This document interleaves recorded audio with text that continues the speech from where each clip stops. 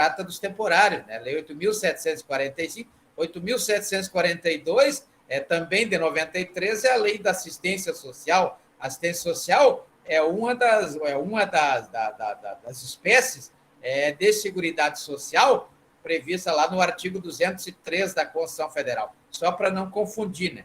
Então, a Lei 8.745 é a lei que regula os adnutos, ou seja, os temporários, né? Já aqueles que entram por concurso, pode ser tanto o servidor público, lá da Lei 8.027 de 90, ou o empregado público, da Lei 9.962 de 2000, né?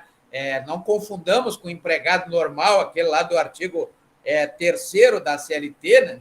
Que é aquele pessoa física, trabalho não eventual, pessoalidade, remuneração e subordinação, como prevê o artigo 3º da CLT, né? Aquele que vai assinar o contrato individual de trabalho, lá do artigo 442 da própria CLT, esse aí não está sujeito nem à improbidade administrativa e nem ao crime de abuso de autoridade. Agora, o empregado público, sim, né? O empregado público ele vai fazer concurso público, ele vai trabalhar numa empresa pública de direito privado, regulamentado pela Lei 13.303 de 2016, e ele poderá sofrer aí a responsabilização pelo que prevê o artigo 37, parágrafo 6º da Constituição Federal. Artigo 37, parágrafo 6º da Constituição Federal, sendo aí o direito de regresso um direito da administração pública, né? Até porque quem paga a conta quando a administração pública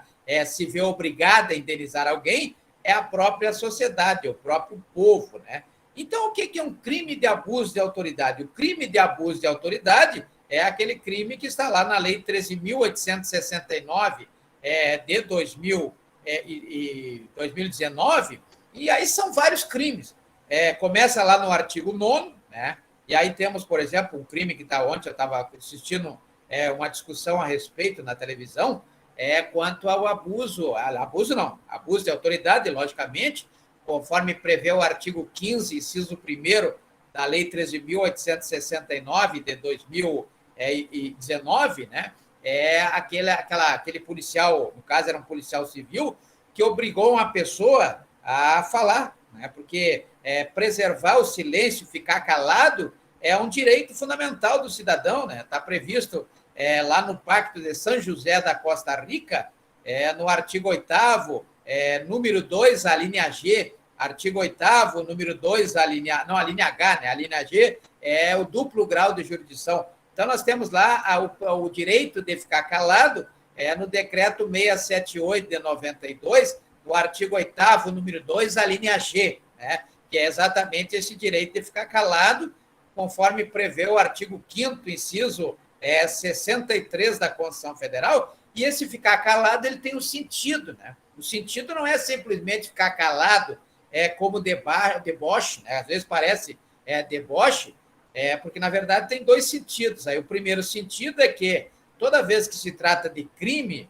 ou de uma ação ou omissão que seja típica, antijurídica e culpável, quem tem que provar que a pessoa cometeu o crime é o Estado, é o Ministério Público, né? O ônus da prova, ou seja, quem tem a missão de colocar as provas na balancinha é o Ministério Público, é o Estado, não é verdade? Isso está lá no artigo 156 do Código de Processo Penal. Artigo 156 do Código de Processo Penal e artigo 296 do Decreto-Lei 1002 de 69, que é o Código de Processo Penal Militar, não é verdade? Então, quem tem que provar que o camarada cometeu o crime de abuso de autoridade é sempre o Estado, é sempre o parquê, é sempre o Ministério Público.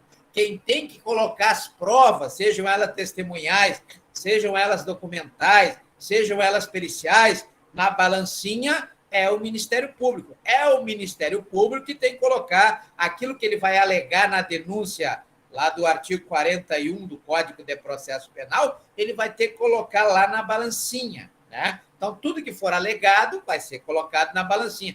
Do outro lado, logicamente, obedecendo o que prescreve o artigo 5º, inciso 55 da Constituição Federal, a defesa vai também alegar na resposta do artigo 396 do Código de Processo Penal e vai colocar naquele lado da defesa da balancinha, vai colocar as provas, porque ele também segue o rito previsto no artigo 156 do Código de Processo Penal, aonde o ônus da prova cabe a quem alega. E quem alega pode ser o Ministério Público na denúncia ou pode ser a defesa na resposta do réu. Então, dependendo das alegações, vai ter que colocar lá na balancinha, ou de um lado ou de outro, né? Ambos deverão, então, ou terão o ônus da prova daquilo que alegarão. Então, vejam que, sendo o Ministério Público que vai acusar da prática desse crime de abuso de autoridade, e abuso de autoridade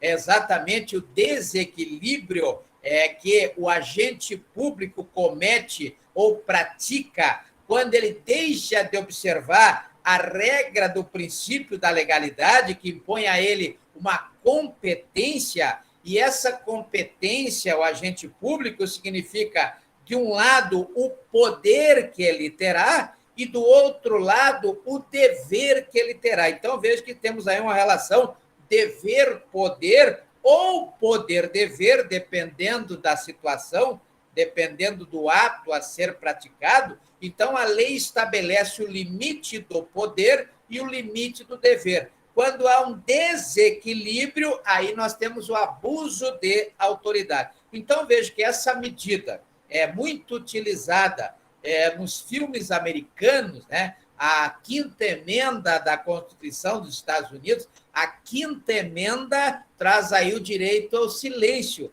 mas não é o direito para ficar calado, é o direito, na verdade, para não fazer prova contra si mesmo. Eu tenho o direito de não fazer prova contra mim mesmo, não é verdade? Então, é isso que existe na quinta emenda da Constituição dos Estados Unidos, é o que existe no artigo 5º, inciso 63 da Constituição Federal, é o direito ao silêncio, né? Direito de ficar calado, direito de não fazer prova contra mim mesmo. Isso não pode ser quebrado.